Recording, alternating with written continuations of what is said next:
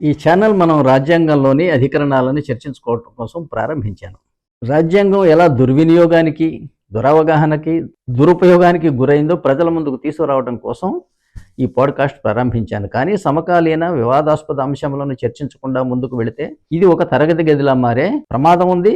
అట్లాగే ఆశించేటటువంటి సామాజిక రాజకీయ ఫలితాలు సాధించలేకుండా పోయే అవకాశం ఉంది. అందువల్ల ఒక సమకాలీన అంశం, ప్రజల మనసులోనూ తొలుస్తున్న అంశం ఒకటి ఈరోజు మీతో చర్చిస్తాను. అది వైఎస్ జగన్మోహన్ రెడ్డి గారి జైలు ముహూర్తం ఖరారు అయిందా? మీరేమంటారు? మనకు తెలుసు, గత అసెంబ్లీలో వైఎస్ జగన్మోహన్ రెడ్డి గారికి 150 చిల్లర సీట్లు వచ్చినాయి. 175లో ఒక 23 ఎన్నో తెలుగుదేశానికి వచ్చినాయి. ఆ సందర్భంగా చంద్రబాబు నాయుడు గారిని ఉద్దేశించి అవమానకరమైనటువంటి, వ్యక్తిగతమైనటువంటి అనేక వ్యాఖ్యలు చేయటం, ఆయన ఇది కౌరవ సభ, దీనిని గౌరవ సభగా మార్చే వరకు ఈ సభలో అడుగు పెట్టను అని చెప్పి ఆయన సహచరులతో కలిసి బయటికి వెళ్ళిపోయారు. కోపం వచ్చిన ఒక రాజకీయ నాయకుడు, రాజకీయ పక్ష నాయకుడు తమ సైన్యాన్ని తీసుకొని సభ నుంచి బయటికి వెళ్ళిపోయాడు. కానీ మరి ప్రజల గతి ఏమిటి? మిగిలిన మెజారిటీ నాయకుడు ఇష్టం వచ్చిన చట్టాన్ని పాస్ చేయగలడు, ఇష్టం వచ్చినట్టుగా అమలుపరచగలడు. అడిగే నాథుడేడి సభలో? వాళ్ళ చట్ట ప్రక్రియ ఎలా సాగాలి? ఒక పక్షం ప్రతిపాదిస్తే మరొక పక్షం దాన్ని ఆమోదించటమా, వ్యతిరేకించడమా జరగాలి, చర్చ జరగాలి, చివరికి గవర్నర్ ఆమోదించాలి, అప్పుడు అది చట్టం అవ్వాలి, అది ప్రజల నెత్తన రుద్దాలి. ఇది చట్టం చేసేటువంటి ఒక ప్రక్రియ. అటువంటిది ఒక పక్షం నాయకుడు బయటికి వెళ్ళిపోతే ఆయన సేఫ్గా ఉన్నాడు, విమర్శల నుంచి దూరంగా. మరి ప్రజల గతి ఏమిటి? ఇది ఒక ప్రజాస్వామ్య విఘాతం. వైఎస్ఆర్సీపీ అధికారంలో ఉన్నప్పుడు, అంటే గత టర్మ్లో, చంద్రబాబు నాయుడు గారు ఎక్కువ భాగం హైదరాబాద్లో గడిపేవారు. కారణం ఏంటి అంటే అక్కడికి పోతే అరెస్ట్ చేస్తారు, అరెస్ట్ చేసి జైల్లో వేస్తారు. అసలే అప్పట్లో ఎక్కడ చూసినా కోవిడ్ మహమ్మారి విస్తృతంగా ఉంది. మరి ఈ నేపథ్యంలో అక్కడికి పోతే ఆయన అరెస్ట్ చేసి జైల్లో వేస్తే ఆ చుట్టూ ఉన్న వాళ్ళు ఎవరో, వాళ్ళకి ఏమన్నా కోవిడ్ ఉందా లేదా, ఆ ఆహారం ఏమిటి, ఈ తగిన జాగ్రత్తలు పాటించే అవకాశం లేదు. ఇది చూస్తే నాకేం గుర్తొస్తుంది అంటే వాలి సుగ్రీవుల కథ గుర్తొస్తుంది. వాలి సుగ్రీవులు అన్నలదమ్ములే, కానీ సుగ్రీవుడు పోయి ఆ ఋష్యముఖ పర్వతం మీద కూర్చుంటాడు. ఎందుకంటే వాలి అక్కడికి పోవటానికి వీలు లేదని ఏదో శాపం ఉంది. అట్లాగే ఇక్కడ ఏంటంటే ఆంధ్రప్రదేశ్లో జరిగిన నేరాలకి వాళ్ళు హైదరాబాద్ వచ్చి అరెస్ట్ చేయాలంటే హైదరాబాద్ పోలీస్కి ఇన్ఫర్మేషన్ ఉండటం వగైరా కొన్ని సిస్టమ్స్ ఉన్నాయి. అందుకోసం ఆంధ్ర వదిలిపెట్టి వీరు తలదాచుకుంటారు, బాగానే ఉంది హైదరాబాద్లో, కానీ ప్రజలను గురించి మాట్లాడే నాథుడు అక్కడ లేడు. ఇది ప్రజల కర్మ. అట్లాగే ఇప్పుడు మళ్ళీ కూటమి ప్రభుత్వానికి 160 చిల్లర సీట్లు వచ్చినాయి. జగన్మోహన్ రెడ్డి గారికి 11, 12 వచ్చినాయి. ఆయన సభలోకి వస్తే వీరు చేసిన పని ఏముంది? హేళన చేయటం, అవమానించటం, అవి ఈవెన్ వ్యక్తిగత దూషణలు, ఈ రోడ్డు మీద తిట్టుకునే తిట్ల వరకు ఇవాళ అసెంబ్లీ యొక్క భాష పడిపోయింది. దీనికి వెరచి ఆయన ఏం చేశారు? ఆయన ఉంటే ఢిల్లీ, ఆయన ఒక పర్వతం మీద ఆయన ఎక్కి కూర్చున్నారు. అక్కడికి ఈయన పోరు కదా అని, ఈయన పోలీసులు పోలేరు. ఇట్లా ఏంటంటే వాళ్ళు వెళ్ళి కూర్చుంటారు, బాగానే ఉంది. మరి ప్రజల గతి ఏంటి అసలు? దీనంతటికి ఏంటంటే బోలెడంతా నిజానికి రాజ్యాంగపరమైనటువంటి బ్యాక్గ్రౌండ్ ఉన్నది. వీళ్ళు చేస్తున్నట్టుగా ఇది ఒక ఆటవిక న్యాయం. అడవిలో ఏం జరుగుతుంది? ఎక్కువ గుంపు ఉన్నటువంటి సింహాల గుంపు చిన్న గుంపు దొరికితేనో, తోడేళ్ళు దొరికితేనో మొత్తం కొరికి చంపి చేసేస్తాయి. ఇక్కడ గట్టగా మెజారిటీ ఉన్నోడు మైనారిటీ ఉన్నవాడిని అవమానించి, హేళన చేసి, వాళ్ళ అధికార మూలాలు దొక్కేసేసి, కేసులు పెట్టి జైల్లో వేసి, ఇలా చేయటం అనేది ఇది ఆటవిక న్యాయం తప్పితే ఇది ప్రజాస్వామ్యబద్ధము కాదు. అట్లాగే రాజ్యాంగబద్ధము కూడా కాదు. మరి ఏమున్నది రాజ్యాంగంలో? ఏముంది? ప్రజాస్వామ్యం అంటే ఏమిటి, ప్రభుత్వం అంటే ఏమిటి, ప్రతిపక్షం అంటే ఏమిటి వగైరా విషయాలు మనం ముందు ఇక్కడ చర్చిస్తాం. అట్లాగే జగన్మోహన్ రెడ్డి గారు అనేకన్నా ఆయన చెప్పినట్టు వినే పోలీసులు చంద్రబాబు నాయుడు గారి మీద ఒక కేసు పెట్టారు. స్కిల్ డెవలప్మెంట్ కేసులో సుమారు 200-250 కోట్ల రూపాయలు ఫ్రాడ్ జరిగింది అని. ఎలా జరిగింది అది? ఈ స్కిల్ డెవలప్మెంట్ కోసం వీళ్ళు సింగపూర్ కంపెనీలు కొన్ని కంప్యూటర్లు సప్లై చేయడానికి, కంప్యూటర్ సాఫ్ట్వేర్ సప్లై చేయడానికి ఇన్ని 100 కోట్ల రూపాయలకు మాట్లాడుకున్నారని, తీరా అక్కడి నుంచి సిస్టమ్స్ రాలేదు, సాఫ్ట్వేరు రాలేదు, ఓన్లీ బిల్లులు మాత్రం వచ్చినాయి. వీరు పేమెంట్లు ఇచ్చారు, కానీ అక్కడ నుంచి బ్యాంకుల నుంచి డ్రా చేసి మళ్ళీ ఇక్కడ ముఖ్యమైన నాయకుల ఖాతాల్లోకి చేరిపోయినాయి అని. చాలా బాధాకరం అండ్ సిగ్గు చేయటైన విషయం కూడా ఇవి నిజమైతేనేమో నిజంగా జీవిత ఖైదు చేయాలి, అబద్ధమైతేనేమో ఆరోపణలు చేసిన వాడిని చేయాలి. దాదాపు 30-35 రోజుల పాటు జైల్లో కూడా వేశారు. చంద్రబాబు నాయుడు గారి అభిమానులేమో ఇది దుర్మార్గం అన్నారు. జగన్మోహన్ రెడ్డి గారి అభిమానులు ఏమంటారు? తప్పు చేస్తే ఎవరికైనా శిక్ష పడాల్సిందే అంటారు. ఇందులో వాస్తవం ఏంటంటే పూర్తి నిరూపణ వరకు వెళ్ళల. ఇది సుమారుగా ఎలక్షన్ ఇయర్లో జరిగింది కాబట్టి ఆ తరువాత జరిగే ఎలక్షన్స్లో మళ్ళీ తెలుగుదేశం పార్టీ అధికారంలోకి రావడం జరిగింది. వచ్చి ఇది మిస్టేక్ ఆఫ్ ఫ్యాక్ట్ అని మళ్ళీ అదే పోలీసులు రాసి ఆ కేసు క్లోజ్ చేసి పారేశారు. కాకపోతే ఈ చర్య ఎందుకు పనికొచ్చింది అంటే జగన్మోహన్ రెడ్డి గారు చంద్రబాబు నాయుడు గారిని స్కిల్ డెవలప్మెంట్ కేసులో జైలులో వేయించటం ఎందుకు పనికొచ్చింది అంటే ఆయన కుమారుడైనటువంటి లోకేష్ గారికి ఒక రాజకీయ పాఠశాలగా పనికొచ్చింది, ఒక ట్రైనింగ్ క్లాస్ లాగా పనికొచ్చింది. ఆయన యువయాత్ర అని మొదలుపెట్టి రాష్ట్రంలో చాలా వరకు తిరిగి ప్రసంగాలు చేయటం, ప్రజలను సమీకరించటం, అట్లాగే ఆర్గనైజ్ చేయటం, వీటన్నిటి విషయాలలో ఆయనకు కొంత నాలెడ్జ్ తిరిగి. అంతకుముందు కొంచెం హేళనగా ఆయన అనేవాళ్ళు పప్పు అని, కానీ ఇప్పుడు ఆ మాట ఎవరు అనలేరు. అట్లాగే ఆయన చంద్రబాబు నాయుడు గారి కుటుంబ సభ్యులైనటువంటి ఆయన భార్య భువనేశ్వరీదేవి గారు కానీ, అట్లాగే కోడలు కానీ, వీరందరూ కూడా రోడ్ల మీదకి వచ్చి ఉపన్యాసం చేసి చంద్రబాబు నాయుడు గారిని రక్షించుకున్నారు. ఇది వీళ్ళకి రాజకీయ ఒక తరగతి గదిలాగా కూడా పనికి వచ్చింది. ఆ సందర్భంలోనే లోకేష్ గారు ఎక్కడా చెప్పి మా రెడ్ బుక్లో రాస్తున్నాం, రెడ్ బుక్ ఓపెన్ చేస్తాం అధికారంలోకి వచ్చాక అన్నారు. అంటే మనకి అసలు ఈ పొలిటీషియన్స్ ఒకరి మీద ఒకరు కక్షలు ఎలా తీర్చుకోవడానికి ఎలా సిద్ధపడుతున్నారు, తీర్చుకుంటామని బెదిరిస్తున్నారు అనేది మనకి క్లియర్గా కనపడుతున్నది. కానీ ఆంబూతుల పోటీ మధ్యలో దూడలు నలిగిపోయినట్లు ప్రభుత్వ అధికారులు నలిగిపోతూ ఉంటారు. అదే అధికారులు నిన్న చంద్రబాబు నాయుడు గారిని అరెస్ట్ చేశారు, ఇప్పుడు వచ్చి ఆయన చెబితేనేమో జగన్మోహన్ రెడ్డి గారిని అరెస్ట్ చేయాలి. ఎలా? పైగా ఒక్కొక్కసారి అలా ప్రవర్తించినందుకు మరో ప్రభుత్వం అధికారంలోకి రాగానే ఈ అధికారులని సస్పెండ్ చేయటం, ట్రాన్స్ఫర్ చేయటం, డిస్మిస్ చేయటం, కేసులు పెట్టి జైళ్లలో వేయటం జరుగుతున్నది. ఇవాళ మనం అనేక మంది అలాంటి ఆఫీసర్స్ను మనం చూసాం. శ్రీలక్ష్మి ఒక ఐఏఎస్ ఆఫీసర్, రామాంజనేయులు ఒక ఐపీఎస్ ఆఫీసర్, ఇలా మరికొంతమంది కూడా. అప్పుడు ప్రభుత్వాల్లో వారేమో ముఖ్య అధికారులు, ఇవాళ ముఖ్యమంత్రి చెబితే వీళ్ళు చేయక ఏం చేస్తారు? వాస్తవానికి ఈ పరిస్థితికి రాజ్యాంగం చక్కటి సూచన చేసింది. పరిపాలన చేయవలసిన వాడు రాష్ట్రపతి మరియు గవర్నర్లు. దేశంలో ఉన్నటువంటి ఉద్యోగులందరూ కూడా they are executive in public service and article 310 కింద వీళ్ళందరూ రాష్ట్రపతి మరియు గవర్నర్ల యొక్క కింది ఉద్యోగులు. వీరి పదవీ కాలం రాష్ట్రపతి గవర్నరు సంతోషించినంత వరకు మాత్రమే అని ఉంటుంది. వారు అనేక విధమైనటువంటి సార్వభౌమత్వాధికార విధులలో పనిచేస్తూ ఉంటారు ప్రభుత్వాధికారులు.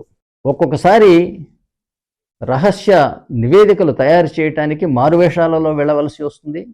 ఉదాహరణకు ఒక ప్రాంతానికి ఒక అధికారి వెళ్ళాడు ఒక బిచ్చగాడి వేషం వేసుకొని లేదా పిచ్చివాడి వేషం వేసుకొని, కానీ అతను వెతుకుతున్నది ఒక సమాచారం కోసం లేదా ఒక వ్యక్తి కోసం. అటు ఇటు తొంగి చూస్తూ వెళుతుంటే ప్రజలు అనుమానించి ఇతను పిల్లలు ఎత్తుకెళ్లేవాడు అనుకొని పట్టుకొని గుంజగట్టేసి కొడతారు. అయినా చెప్పకూడదు, నేను పిల్లలు ఎత్తుకెళ్లేవాడిని కాదు, నేను పలానా ప్రభుత్వ డ్యూటీ మీద వచ్చాను అని బయటికి చెప్పకూడదు. చెబితే అతను సరైన అధికారి కాదు, అప్పుడు ఉద్యోగం నుంచి తీసేస్తారు చెబితే మాత్రం. అప్పుడు పోలీసులు రంగప్రవేశం చేసి ఈయన్ని తీసుకెళ్లి పోలీస్ స్టేషన్లో కేసు బనాయించి అప్పుడు కూడా ప్రభుత్వాధికారులు అయినా సరే వాళ్ళ ముందు కూడా చెప్పకూడదు. ఎందుకంటే వీరికి అప్పగించిన విధి వీరికే పరిమితమై ఉండాలి తప్పితే దేశవ్యాప్తంగా ప్రచారం చేయమని కాదు అది. అందువల్ల వాళ్ళ ఐడెంటిటీ కానీ వాళ్ళ రహస్య ఎజెండా కానీ బయటకు చెప్పకూడదు. పోలీసులు తీసుకెళ్లి కోర్టులో సబ్మిట్ చేస్తారు ఛార్జ్షీట్తో పాటుగా. కోర్టు వాళ్ళకి శిక్ష విధిస్తుంది, అయినా కోర్టులో కూడా చెప్పకూడదు మేము ఫలానా పని మీద తిరుగుతున్నాము అనేది. ఎందుకంటే ఇది రాజ్య విధి. అటువంటి వాళ్ళని రక్షించుకోవడానికి రాష్ట్రపతికి గవర్నర్కి ఈ క్షమాభిక్ష అనే అధికారం ఇవ్వడం జరిగింది ఆర్టికల్ 72 మరియు 161 క్రింద. ఇప్పుడు ఒక దొంగను మనం తరుముతూ పరిగెడతాడు అనుకోండి, ఒక పోలీసు వాడు దొంగవాడు ఒక ఇంట్లోకి దూకుతాడు, ఆ ఇంటి నుంచి పక్క ఇంట్లోకి దూకుతాడు, కాంపౌండ్ దాటి పారిపోతూ ఉంటాడు. దాంతో పోలీసు కూడా కాంపౌండ్ దాటగానే ఆ ఇంటివాడు వచ్చి ఇంట్లో ట్రెస్ పాస్ చేశావు, దొంగతనంగా ఇందులో దూరావు అని మరొక కేసు పెడితే ఈ పోలీసు వాడి గతి ఏంటి అసలు? ఇలాంటి వాటిని ప్రభుత్వాధికారులను రక్షించుకోవటం కోసం పెట్టినటువంటి ఈ క్షమాభిక్ష ఆర్టికల్ 72 మరియు 161. కోర్టులు విధించిన శిక్షలను రద్దు చేసి తగ్గించే వగైరా అధికారాలు రాష్ట్రపతికి గవర్నర్కి ఈ ఆర్టికల్స్ కింద దఖలుపరచడం జరిగింది. కానీ దురదృష్టవశాత్తు ఈ జ్ఞానం లేకుండా కరుడుగట్టిన దొంగలని, తీవ్రవాదులని, మర్డర్లు మానభంగాలు చేసిన వాళ్లను స్వాతంత్ర దినోత్సవం రోజున లేదా గాంధీ మహాత్ముడి పుట్టినరోజున వాళ్ళకి క్షమాభిక్షలు పెడుతున్నారు. నేరస్తులకు క్షమాభిక్ష పెట్టడం కోసం అంత గొప్ప రాజ్యాంగ సభ రాజ్యాంగంలో ఆర్టికల్స్ పొందుపరుస్తుందా? ఎందుకు పరుస్తుంది? దుర్మార్గులను విడిచిపెట్టాలన్న ఆశయం ఎందుకు పెట్టుకుంటుంది? ఇది తప్పు అవగాహన. భారతదేశంలో ఇలాంటి తప్పు అవగాహన జరుగుతున్నది. సరే, అది పోతే ఈ ముఖ్యమంత్రులు అధికారంలోకి వచ్చిన వాడు రెండో వాడిని జైల్లో చేయటం అనేది కూడా వీళ్ళ యొక్క దురాశ వల్ల. ఒక్కసారి నేను ముఖ్యమంత్రి అయితే ఈ దేశాన్ని, ఈ రాష్ట్రాన్ని దోచిపారేయగలను, నా కులాన్ని పెంచుకోగలను, నా ఆస్తులు పెంచుకోగలను, ప్రతిపక్షాలను అణిచివేయగలను. పెద్ద పెద్ద అధికారులందరూ నా ముందు వంచనారతులు చేస్తూ ఉంటారు, వంగి వంగి పదాభివందనాలు చేస్తూ ఉంటారు. దీనికి పొంగిపోయి, దీనికి ఆశపడి రాజ్యాంగ విలువలను తొంగలో దొక్కి సొంత పార్టీలు పెట్టుకొని అభ్యర్థులకు ఫండింగ్ ఇచ్చి వాళ్ళు పోయి ఓటుకు నోటు పెట్టి కొనుక్కొని వచ్చి మాకు మెజారిటీ వచ్చిందో వచ్చి అంటున్నారు. రాష్ట్రాన్ని నిలువున దోచిపారేస్తున్నారు. ఇది రాజ్యాంగబద్ధం కాదు, ప్రజాస్వామ్యం కాదు, అసలు రాజకీయం కూడా కాదు. ఇది ఒక ఆటవిక న్యాయం, దొమ్మి పాలన, గ్యాంగుల పాలన. ఈ రాజ్యాంగ అవగాహన రావాల్సిన అవసరం ఉంది. అయితే మళ్ళీ మన మొదటి టాపిక్ వద్దాం. జగన్మోహన్ రెడ్డి గారి హయాంలో చంద్రబాబు నాయుడు గారిని 38 రోజులు జైల్లో పెట్టడం జరిగింది. మరి ఇప్పుడు కూటమి ప్రభుత్వంతో చంద్రబాబు నాయుడు గారు మళ్ళీ ముఖ్యమంత్రి అయ్యారు. నేను చెప్పాను కదా, అసలు ముఖ్యమంత్రి అవటమే అరాచకం మెజారిటీ ద్వారా. ఇది ఓన్లీ రాష్ట్రపతి ఒక్కడే ఎన్నికైన మనిషి. ముఖ్యమంత్రి, ప్రధానమంత్రి ఎన్నిక భారత రాజ్యాంగంలో లేదు. అది పాకిస్తాన్ రాజ్యాంగం ఆర్టికల్ 91 మరియు 130లో ఉన్నాయి. అందువల్ల అక్కడ కూడా ఇలాగే జరుగుతుంది. గెలిచినోడు ఓడిపోయిన వాడిని జైల్లో వేస్తాడు, ఉరిదీస్తాడు, అడిగే నాదుడు ఉండడు. దురదృష్టవశాత్తు అంబేద్కర్ మహాశయుడు అంత గొప్ప రాజ్యాంగాన్ని అందిస్తే దాన్ని మనం ఇలా ఉపయోగించుకుంటున్నాం. మెజారిటీ వచ్చింది. ఇప్పుడు చంద్రబాబు నాయుడు గారు జగన్మోహన్ రెడ్డి గారిని అరెస్ట్ చేయించి జైల్లో వేస్తాడా లేదా? మీకేమనిపిస్తుంది? సహజంగానైతేనేమో వెయ్యాలి. వేస్తాడని భయపడే ఆయన పోయి ఢిల్లీలో కూర్చున్నాడు. సరే, మధ్య మధ్య వస్తూనే ఉన్నారనుకోండి, తప్పదు కదా. మళ్ళీ ఇందాక చెప్పాను కదా, ఆశ. మళ్ళీ ముఖ్యమంత్రిని కాకపోతానా, ఈ రాష్ట్రాన్ని నవిలి తినకపోతానా అని ఒక్కొక్క ముఖ్యమంత్రి ఆలోచనలు అలా ఉన్నాయి. దానికోసం ఏంటంటే పాదయాత్రలు ఊళ్ళ మీద పడి.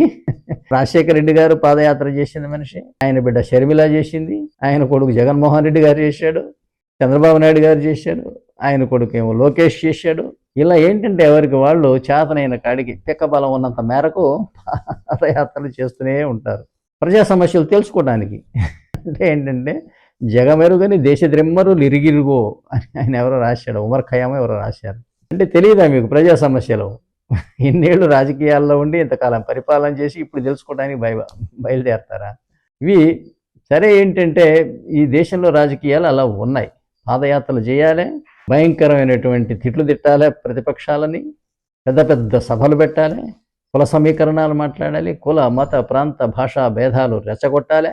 చివరికి ఎన్నికలలో కులాల వారిగా టికెట్లు ఇచ్చి ప్రతి ఓటుకి డబ్బులు ఇచ్చి కొనుక్కొని అధికారంలోకి రావాలి. ఇది భారతదేశంలో ఉన్నటువంటి రాజకీయ దుర్గతి. ఈ నేపథ్యంలో చంద్రబాబు నాయుడు గారు జగన్మోహన్ రెడ్డి గారిని జైల్లో వేయిస్తాడా, వేయించడా? ఏ తప్పు మీద అని మీరు నన్ను అడగొచ్చు. 1 లక్ష రూపాయల తప్పు అయినా అదే శిక్ష, కోటి రూపాయలైనా అదే శిక్ష, అదే సెక్షన్ కూడా. మరి ప్రభుత్వంలో ఒకసారి ఉన్న వాళ్ళ దగ్గర ఇలాంటి తప్పులు దొరకవా అంటేనేమో కోకొల్లలు. ఇందుకు శాస్త్రమే ఉంది, రాజ్యాంతే నరకం ధ్రువం అని. రాజ్యపాలన అయిపోయిన తర్వాత ఎవరికైనా సరే నరకం ధ్రువం తప్పనిసరిగా వస్తుంది అనేది. ఎన్ని పాపాలు చేస్తారు. ఈ లెక్కలో చూస్తే మరి తప్పులు దొరకవా జగన్మోహన్ రెడ్డి గారి కాలంలో అంటే దొరుకుతాయి.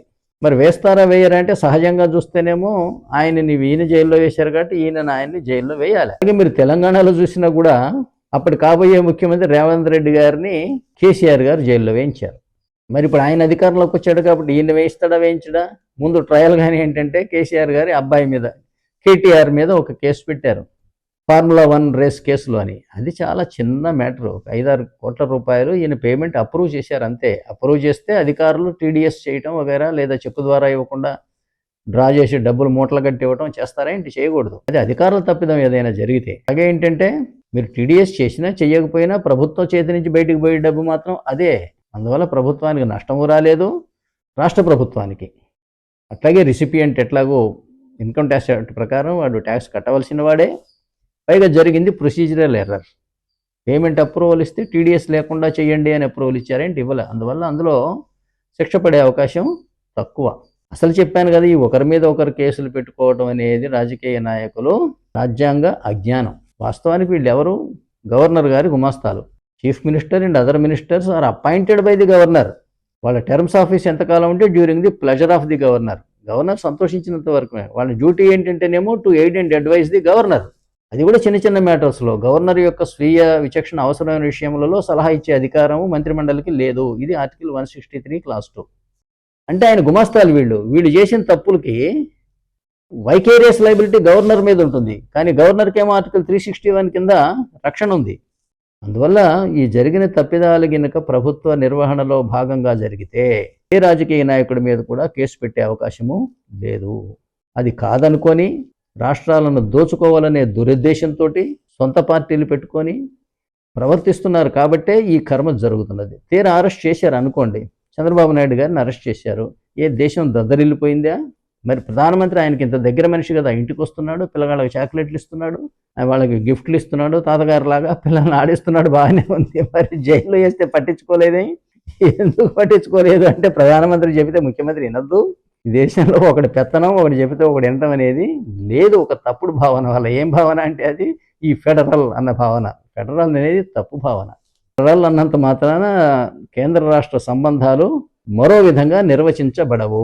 కేంద్ర రాష్ట్ర సంబంధాలు అనేది భారత రాజ్యాంగంలో సుస్పష్టంగా ప్రత్యేకమైన చాప్టరే ఉంది. కేంద్ర రాష్ట్ర సంబంధాలు, న్యాయపరమైన సంబంధాలు, ఆర్థికపరమైన సంబంధాలు, రాజకీయపరమైన సంబంధాలు. అవి వదిలిపెట్టి ఇది ఫెడరలా కాదా, ఫెడరల్ అంటే ఏంటి, కాకపోతే అంటే ఏంటి, అంటే రాజ్యాంగంలో అధికరణాలన్నీ పనికిరాకుండా పోతాయా ఏంటి కేంద్ర రాష్ట్ర సంబంధాల గురించి? అందువల్ల ఈ దేశంలో చాలా ఒక తప్పు భావన ఉంది. ఇది ఫెడరల్ అని. ఫెడరల్ అంటే అర్థం కేంద్రానికి మనం జవాబుదారీ కాదని, ఈ రాష్ట్రంలో ఉన్న భూములను మన ఇష్టాచ రీతిని అమ్ముకోవచ్చని. ఇది ఒక చాలా తప్పు భావన. మా మీద ఎంక్వైరీ చేయడానికి సిబిఐ రావాల్సిన అవసరం లేదు, వచ్చే అధికారం వాళ్ళకి లేదని అనుమతి లేకుండా ఎద్దునడికి గంత కడతారా? నేరం చేసిన వాడిని పట్టుకోవడానికి ఆయన పర్మిషన్తోనే పోవాలా? చాలా ఇటువంటి దుర్మార్గమైన విషయాలు భారతదేశంలో రాజ్యాంగ అజ్ఞానం నుంచి ఉత్పన్నమైనవి నడుస్తూ ఉన్నాయి. మరి అరెస్ట్ చేస్తారా చేయరంటే అక్కడ జగన్మోహన్ రెడ్డి గారిని కానీ, ఆంధ్రప్రదేశ్లో తెలంగాణలో కేసీఆర్ని కానీ ఎందుకు అరెస్ట్ చేయటం లేదు? అక్కడ ఉన్నటువంటి చంద్రబాబు నాయుడు గారు మరియు ఇక్కడ రేవంత్ రెడ్డి గారు ఎందుకు అంటే, నిజంగా వీళ్ళు ఇక్కడ రేవంత్ రెడ్డి గారి ప్రభుత్వం ప్రాంతీయ పార్టీ అయినా, చంద్రబాబు నాయుడు గారు కూటమిలో లేకపోయినా ఈ పాటికి జగన్మోహన్ రెడ్డి గారు, కేసీఆర్ గారు జైళ్లలో ఉండేవాళ్ళు. కానీ కేంద్ర ప్రభుత్వం ఇన్వాల్వ్ అయిన చోట ఏంటి అంటే, మీ కక్షలు తీర్చుకోవటానికి రాజకీయాలని పణంగా పెట్టవద్దు, ప్రభుత్వాలను అస్థిరపరచవద్దు, ప్రజల ప్రయోజనాలను దెబ్బతీయవద్దు, అలాగే భవిష్యత్ ప్రయోజనాలు కూడా మీ కక్షలతోటి అందులో మేము భాగస్వాములు ఎందుకు అవుతాం? కేంద్ర ప్రభుత్వం పొద్దున వాళ్ళ ఈ కోయలిషన్ ప్రభుత్వం అనే దరిద్రం భారతదేశంలో పట్టుకుంది కదా, ఇది వాళ్ళ సపోర్ట్ మాకు అవసరం అవుతుందేమో. రేపు పొద్దున కేంద్రంలో ప్రభుత్వం నిలబడాలి అంటే వైఎస్ జగన్మోహన్ రెడ్డి అవసరం ఉండొచ్చు, చెప్పలేము. అట్లాగే కేసీఆర్ గారు అవసరం ఉండొచ్చు. రేపు పొద్దున మళ్ళీ ఎన్నికలు జరిగితే తెలంగాణలో ప్రభుత్వం ఏర్పాటు చేయాలి అంటే కాంగ్రెస్ ఎట్లాగూ కలవదు కదా బీజేపీ తోటి. ఇప్పుడు ఓట్లు ఎన్నో సీట్లు తక్కువైతే బీఆర్ఎస్ పార్టీ వాళ్ళ యొక్క మద్దతు తీసుకోవాల్సి వస్తుందేమో. మా రాజకీయ ప్రయోజనాలను ఎందుకు పణంగా పెడతాం? అందువల్ల మీరు తొందరపడి అట్లాంటి పనులు చేసి మా రాజకీయ ప్రయోజనాలు దెబ్బతీయొద్దు అనటం వల్ల వీళ్ళు బ్రతికిపోతున్నారు. లేకపోతే ఇద్దరు ఇప్పటికి జైల్లో ఉండాల్సిన వాళ్ళు. కానీ భారత ప్రజలలోనూ, ప్రభుత్వంలోనూ, ప్రతిపక్షంలోనూ, న్యాయ వ్యవస్థలోనూ, పత్రికా రంగంలోనూ, మేధావులలోనూ భారత రాజ్యాంగ పరిజ్ఞానం, ప్రజాస్వామ్య పరిజ్ఞానం పెరగవలసిన అవసరం ఉంది. అట్లాగే వీళ్ళకి కనీసం ప్రభుత్వం అంటే ఏమిటో తెలియటం లేదు, ప్రతిపక్షం అంటే ఏమిటో తెలియటం లేదు, చట్టాలు తయారు చేసే విధి విధానాలంటే తెలియటం లేదు. ఒక్క మాటలో చెప్పాలంటే భారతదేశంలో రాజ్యాంగం కాదు, రాజ్యాంగ అజ్ఞానం, ప్రజాస్వామ్య అజ్ఞానం రాజ్యం వెళుతున్నాయి. ఇది ఈ దేశ రాజకీయ సుస్థిరతకు, ఆర్థిక అభివృద్ధికి అడ్డంకులు. వీటిని వీలైనంత త్వరలో తొలగించుకోవాల్సిన అవసరం ఉంది. శ్రద్ధగా ఈ వీడియోని ఇంతవరకు వీక్షించినందుకు మీకు కృతజ్ఞతలు. దయచేసి నా ఛానల్ను సబ్స్క్రైబ్ చేయండి, ఈ వీడియోని షేర్ చేయండి, మీ అభిప్రాయాలను తెలియచేయండి. నేను వీలైనంత వరకు సమాధానాలు ఇచ్చే ప్రయత్నం చేస్తాను. ముఖ్యంగా ఈ ఛానల్ ద్వారా భారత ప్రజలకు రాజ్యాంగ పరిజ్ఞానం పెంపొందించాలని అన్న అభిప్రాయంతో ఈ ఛానల్ ప్రారంభించడం జరిగింది. Thank you.